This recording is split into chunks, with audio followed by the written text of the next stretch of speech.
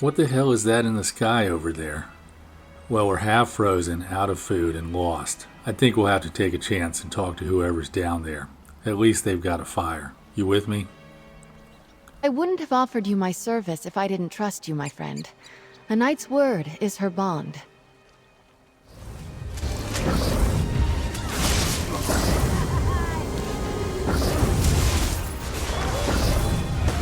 Right here. Stay focused.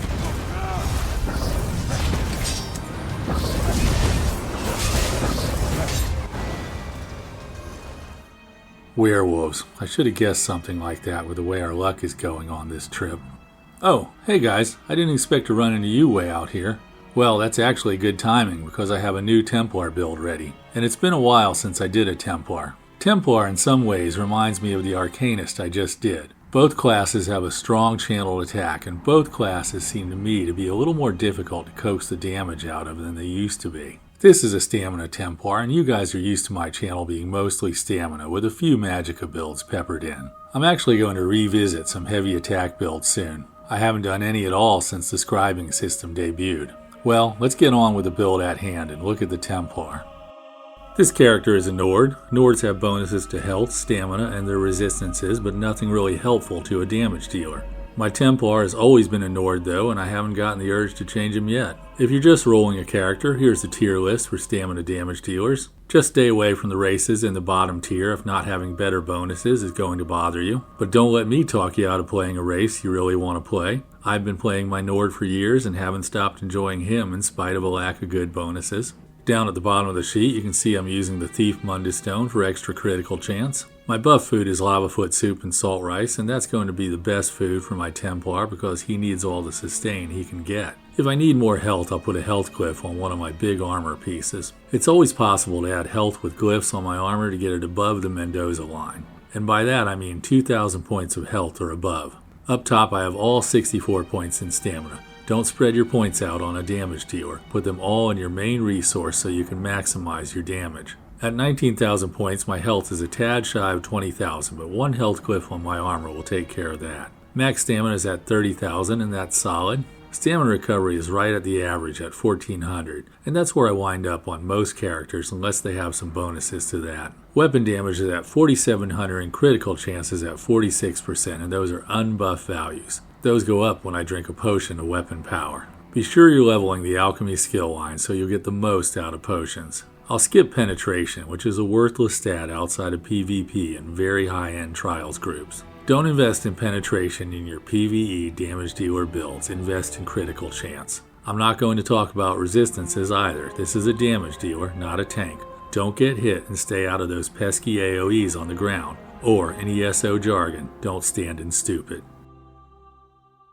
Friend, I need your help. This guy's dead. I'm not sure if I followed that stuff about the Ice Reach Coven and Lyris Titanborn, but we may have to do something about this. Well, you and I both know Lyris. Let's see if we can find her. Some of my favorite tales are those of the Alliance leaders. Especially Lyris Titanborn. She's so... impressive. Never mind. Forget I said anything. Alright, keep it under control. Let's find Lyris.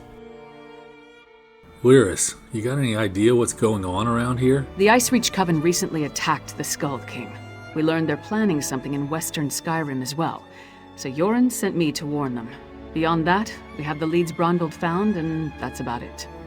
Well, let's go ahead and see what's going on with my skills. Starting on my two-handed bar, I use the Templar skill, Solar Barrage. Solar Barrage does magic damage to enemies around me and more importantly increases the damage of my class skills by 5% for 20 seconds. Now I use the two-handed skill Stampede. This skill does instant damage, which is always a critical strike, then it does damage over time for 15 seconds. This skill works with my Greatsword to increase my weapon damage even after swapping bars. Next in my rotation is the Templar skill Blazing Spear. This divine spear does magic damage in an area for 10 seconds. That's not why I have this slotted though. Because it's an Adric spear ability, it increases my critical damage by 10% just for having it slotted. Now I use Razor Caltrops from the Assault skill line. This does damage to enemies in the affected area and applies Major Breach to them. Major Breach reduces their armor by 5,000 points. I also have my dependable healing skill Resolving Vigor on this bar.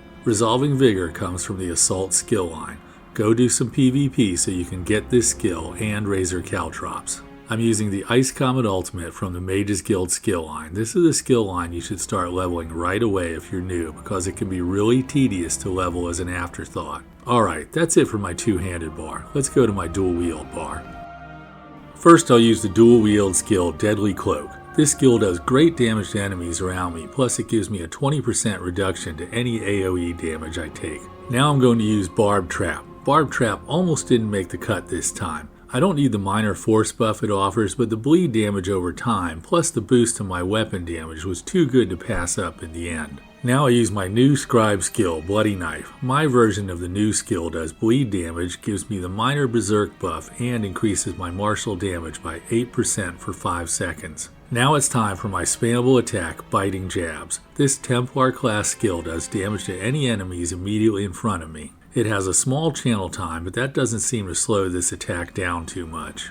I'll use this attack 8 times and then I swap back to the other bar and repeat the process, unless my enemy is almost dead. If the enemy has very low health, I'll use my Execute skill. My Execute is the Templar skill Radiant Oppression. This fiery beam dishes out a huge amount of damage during its 2-second channel. An enemy that's almost dead can take up to 500% increased damage. Radiant Oppression is a Magicka skill though, so I'll have to use it sparingly. The last skill on this bar is Flawless Dawnbreaker, and it's here for the same reason it always is, to boost weapon damage passively. But it's also a fast and convenient ultimate when I need one. And that's a wrap on the skills. Let's see them in action.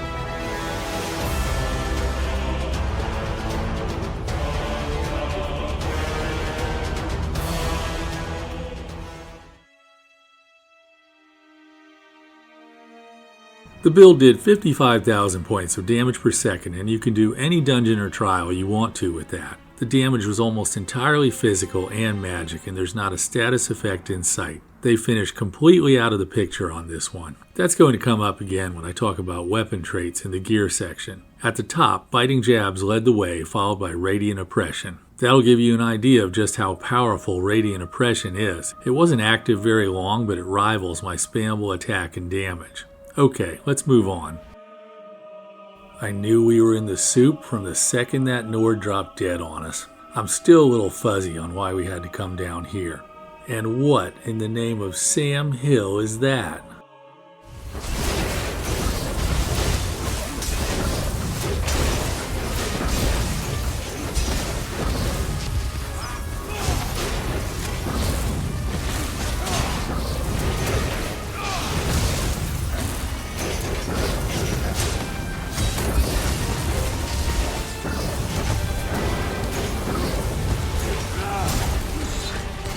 Oh no!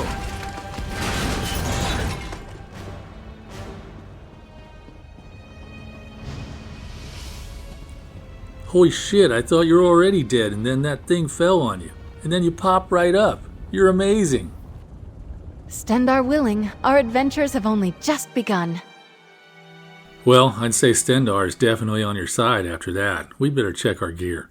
On my dual wield bar I have 2 Order's Wrath daggers. My main hand is Nirnhone with a poison glyph, and my offhand is Precise with a fire glyph. That's right, the offhand is Precise. The old rule of thumb for having a charged offhand was you needed at least 2 status effects doing significant damage. Here I have 0. Precise worked better than charged at all stages of the build. Regardless of any changes I made, Precise was the clear winner. Order's Wrath is a crafted set from the High Isle. If you don't do crafting, have somebody craft it for you. On my back bar I have the Maelstrom's Perfected Greatsword. If you don't have this, just run an Order's Wrath sword here. I have 1 piece of the Slimecrawl Monster Helm for extra crit. That comes out of Wayrest Sewers. My second 5-piece set is, wait for it, Deadly Strike. This is an S tier set on a Templar. go to Cyrodiil to get it or buy it from guild traders. I know you guys saw this gear in the last video, but I just came off of 3 or 4 videos that use more exotic gear, so I have to bring it back down to earth with some basic gear.